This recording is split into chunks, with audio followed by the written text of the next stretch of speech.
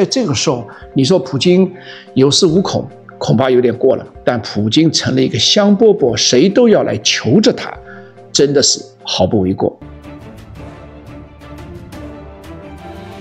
亲爱的各位大家好，欢迎各位收看今天2025年5月15号星期四在全网播出的这样一部视频。大家知道，今天在伊斯坦布尔原定要举行俄乌双方的这个最高领导人的峰会，泽连斯基已经抵达了安卡拉。但是呢，俄罗斯总统普京没有前往伊斯坦布尔。俄罗斯方面昨天宣布了他的代表团的名单，领头的叫梅迪夫斯基是俄罗斯总统的一个外交顾问，原来是俄罗斯的文化部长。其中的成员呢，有外交部的副部长、国防部的副部长和情报机关的首脑。换句话说，不但普京没有去，梅迪韦杰夫没有去，连俄罗斯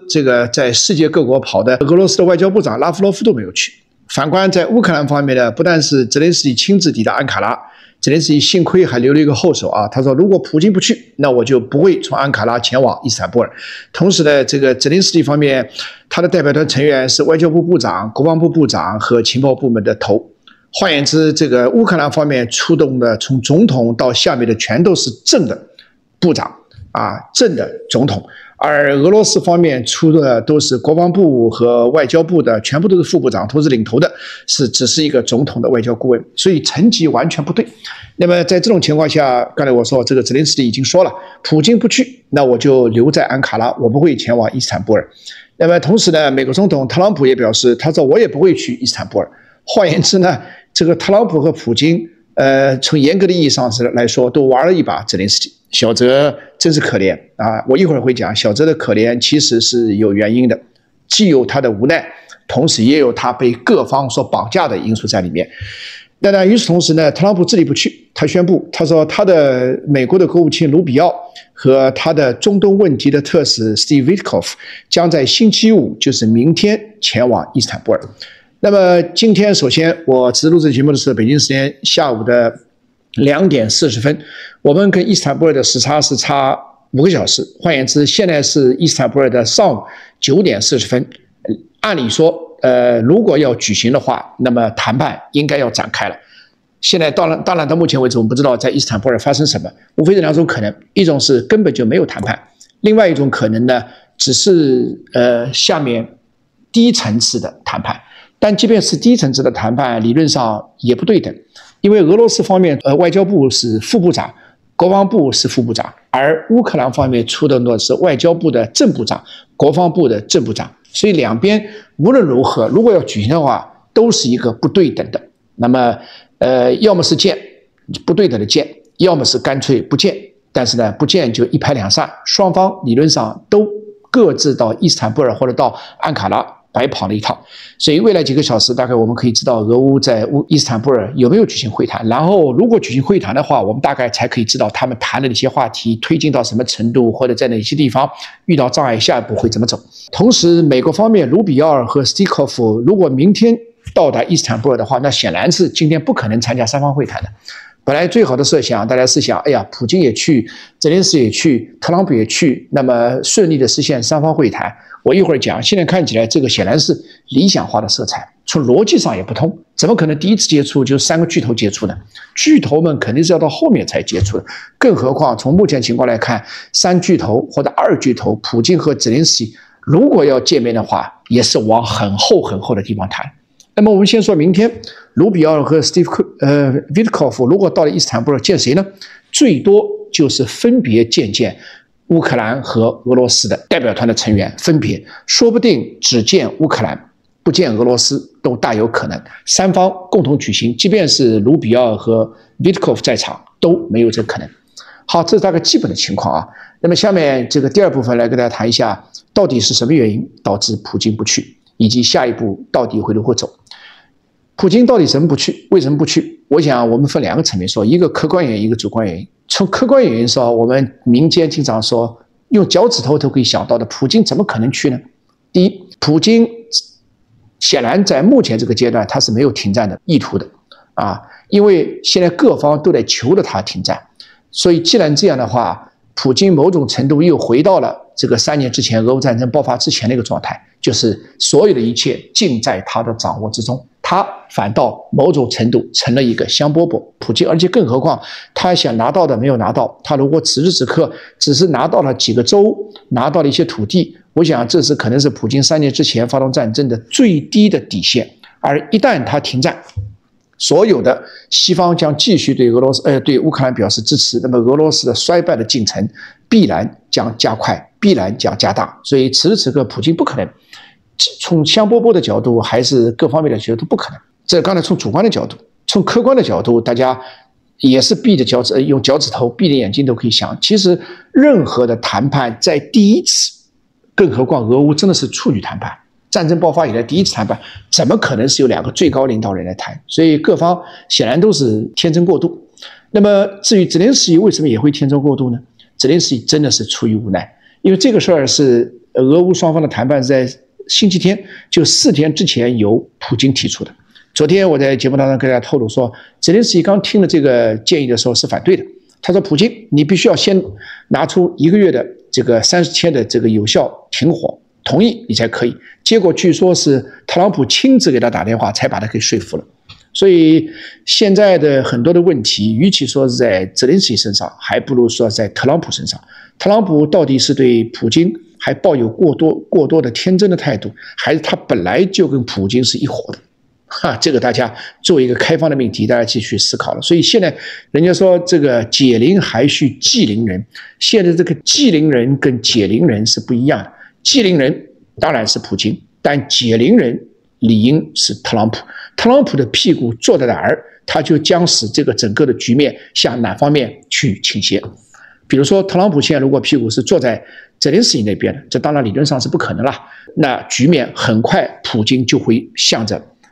被迫愿意停战的方向发展。那现在情况显然是不是这样？特朗普的屁股是坐在普京这边的啊，普京当然是成了一个香饽饽了。另外，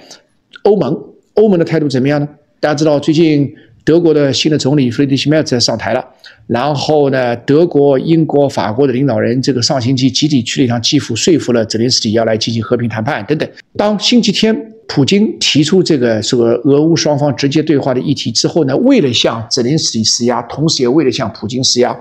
英、德、法3国领导人是搞了一个最后通牒。说到星期1的晚上，就星期2的凌晨，欧洲时间，我们查6-7个小时。如果说这个最后通牒，如果说是这个普京不答应1个月的有效停火的话，那么这个3国要加大对普京的经济制裁。结果现在这个制裁期显然老早已经过了，普京根本没答应。那么经济制裁呢，倒反而变得无果而终了，反而变得不见踪影了。我跟你说，很多东西权威很重要，你一次自己不遵守，下次就没有其他人 ，Nobody will be taking you seriously， 就没有人会认真的对待你。所以在这个时候，你说普京有恃无恐，恐怕有点过了。但普京成了一个香饽饽，谁都要来求着他，真的是毫不为过。说到谁都要来求着他，这里面不得不提到巴西总统卢拉。卢拉昨天透露，他说他在大概过去几天，哪一天不知道，他透露说过去几天，这个当普京提出这个俄乌直接会谈的这个建议之后呢，这个大概过去2-3天吧，世界各国都在猜普京会不会去。那个时候呢，卢拉亲自给普京打了个电话，在电话当中，卢拉说我是在电话里面请求，他用了请求2个字，请求普京要赴伊斯坦布尔参会。但是结果怎么样呢？普京也没有理卢拉，所以普京成了一个香饽饽，各方都得求他，在这时候他会变得更加有恃无恐，更加肆无忌惮。我想虽然这2个词用的有点严厉，但是我想大概率是符合事实的。那么更何况刚才我说的，普京要做的议程，要达到的目的其实并没有达到，所以在此时此刻他怎么会善罢甘休？当你们都来求我的话，我原来没有达到的目的，我会善罢甘休吗？我一定会趁你们都来求我，我拿着你们一下，然后试图把我本来理应已经是完全达不到的战略目的，我看看能不能再向前退一步。所以这个战争3年多的俄乌战争，理论上真的是打了一个寂寞，它远远不如3年的朝鲜战争。大家知道朝鲜战争就打了满打满算就3年，按照有的计算的话，3年时间可能还不到，就把美军打回到了三八线，把联合国、美国和韩国共同逼到了谈判桌上。但是从本质上说，虽然未来的俄乌战争结束的模式从外表上看有点像朝鲜战争，就是一切都未定嘛，留待以后几十年乃至100年才定，但本质是不同的。就像我们一直说，两个德国模式和两岸模式本质是完全不一样的。因为德国模式它是两个德国的问题，当年是冷战遗留下来的问题，不是内战，而两岸问题是内战遗留下的问题。所以既然来源不同，所以它未来的解决方案一定是不同。那么两个朝鲜就是当年的朝鲜模式，1953年停战，它是从朝鲜的内战而起，虽然它有冷战的因素，冷战的外部框架，细节我不再展开了啊，对当代国际关系史有了解的朋友们可能一听就懂。而这个俄乌战争其实它是一个冷战结束之后新的国际框架、新的国际秩序遭到破坏的一个非常重要的、严重的一个象征。所以理论上说，这个虽然也许有一天从解决的方案上、外表特征有一丢丢类似朝鲜战争的模式，但是本质是完全不同。既然本质不同，所以它就未来的长远的解决方案一定是旷日持久，而且一定是伴随着各种我们说 complication 各种综合的复杂体并发症，同时呢，再加上一定是非常艰难的。所以